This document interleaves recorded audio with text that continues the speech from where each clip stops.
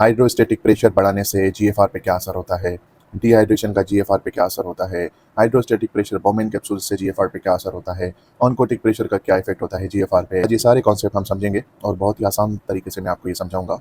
देखें, ये है एफरन आर्ट्रियोल और एफरन आर्ट्रियोल से ये कैपिलरीज बनती हैं जिसको हम कहते हैं ग्लोमेरुलाई कैपिलरीज, और यहाँ से निकलती हैं फिर एफरन आर्ट्रियोल्स।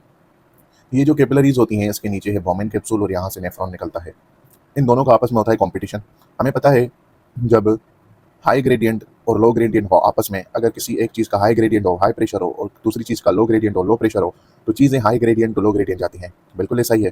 पहले मैं आपको प्रेशर समझा देता हूँ। दो प्रेशर इसके पास होंगे कैपिलरी के पास। एक है hydrostatic pressure of this capillaries, दूसरा है oncotic pressure of this capillaries. दूसरा होता है hydrostatic pressure of Bowman capsule and oncotic pressure of Bowman capsule. इसका जो कैपिलरी का हाइड्रोस्टैटिक प्रेशर होता है, अगर वो बढ़ेगा तो ये कहेगा यहाँ से फ्लूइड यहाँ भेजो, ये यहाँ निकालेगा। बिकॉज इसका प्रेशर अगर बढ़ गया तो इसका प्रेशर इसके मुकाबले में ये प्रेशर ज़्यादा होगा, तो ये high gradient to low gradient जाएगा, तो ये यहाँ से फ्लूइड इधर आ जाएगा और फिल्टर होगा यहाँ पे। ऑनकोटिक प्रेशर क्या करता है, वो इस फ्लूइड को पकड़ के रखता है। तो अगर ऑनकोटिक प्रेशर बढ़ेगा तो ये फ्लूइड यहाँ नहीं आ पाएगा, तो फिल्ट्रेशन नहीं होगी। सही हो गया। ऐसे ही इसका प्रेशर होता है हाइड्रोस्टैटिक प्रेशर बोमेन कैप्सूल का। अगर वो बढ़ा हुआ होगा तो ये फ्लूइड कैपिलरीज में ले जाएगा, मतलब फिल्ट्रेशन नहीं होगी सही से। और ये ऐसे होता है। एफरन आर्ट्रियोल से ब्लड आता है, यहाँ से फिल्टर होता है, फिर एफरन से निकल जाता है। अब हम समझते हैं एक एक चीज़ को। अगर हम एफरन आर्ट्रियोल को कंस्ट्रिक्ट कर लेते हैं तो जीएफआर पे क्या असर होगा। ये एफरन आर्ट्रियोल है, यहाँ से ब्लड आता है, यहाँ कैपिलरीज में, यहाँ से फिल्टर होता है। अगर आप यहाँ पे इसको कंस्ट्रिक्शन कर लेते हो तो ये ब्लड तो यहाँ आएगा ही नहीं। जब ब्लड नहीं आएगा तो फिल्टर नहीं होगा, तो जीएफआर क्या होगी, डिक्रीज होगी जीएफआर। सही है बच्चों। चलो, अगर ब्लड यहाँ पे आ गया, अब कह रहा है कि अब कह रहा है कि ईफरन आर्ट्रियोल को कंस्ट्रिक्ट करने से भला क्या होगा। ये है ईफरन आर्ट्रियोल। अगर आप इसको दबा देते हो, यहाँ से तो ब्लड आएगा ना बच्चों, यहाँ से ब्लड आएगा, यहाँ पे पड़ा हुआ होगा, इवन ज़्यादा देर पड़ा हुआ होगा, क्योंकि इसको यहाँ से जाना ही नहीं है, तो यहाँ पे ज़्यादा टाइम वो गुजारेगा, तो जीएफआर बढ़ जाएगी। तो जीएफआर ईफरन आर्ट्रियोल से बढ़ जाती है।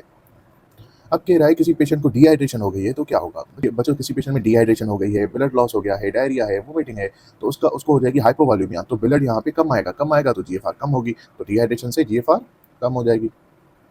अब कह रहा है किसी पेशेंट में हाइड्रोस्टैटिक प्रेशर ग्लोमेरुलाई कैपिलरीज का बढ़ गया है तो जीएफआर क्या होगी। ये ग्लोमेरुलाई कैपिलरी है, अगर इसका हाइड्रोस्टैटिक प्रेशर बढ़ गया। वैसे हाइड्रोस्टैटिक प्रेशर का काम क्या था, फ्लूइड को ग्लोमेरुलाई कैपिलरी से बाहर निकालना और कहाँ डालना, बोमेन कैप्सूल में। जब बोमेन कैप्सूल में फ्लूइड आता है तो फिल्ट्रेशन होती है और फिल्ट्रेशन बढ़ती भी है। तो जो हाइड्रोस्टैटिक प्रेशर ग्लोमेरुलाई कैपिलरी का है वो अपना फ्लूइड जो है बाहर धकेलता है। तो अगर वो बढ़ा दोगे तो फ्लूइड बाहर ज़्यादा आएगा बोमेन कैप्सूल में और फिल्ट्रेशन ज़्यादा होगी। तो hydrostatic pressure of glomeruli capillary अगर बढ़ा दो तो जीएफआर बढ़ जाती है। अब कह रहा है चलो हाइड्रोस्टैटिक प्रेशर बोमेन कैप्सूल का अगर हम बढ़ा दें फिर क्या होगा। भाई, अगर इसका तुम हाइड्रोस्टैटिक प्रेशर बढ़ाओगे तो ये फ्लूइड इधर जाएगा, ये यहाँ नहीं आने देगा, क्योंकि इनका मुकाबला होता है प्रेशर का। अगर इसका ज़्यादा होगा तो ये धकेलेगा इधर, जीएफआर बढ़ जाएगा। अगर बोमेन कैप्सूल का प्रेशर ज़्यादा होगा, ये इधर धकेलेगा कैपिलरीज में फ्लूइड को और जीएफआर डिक्रीज हो जाएगा। तो hydrostatic pressure of Bowman capsule बढ़ाने से जीएफआर डिक्रीज हो जाता है।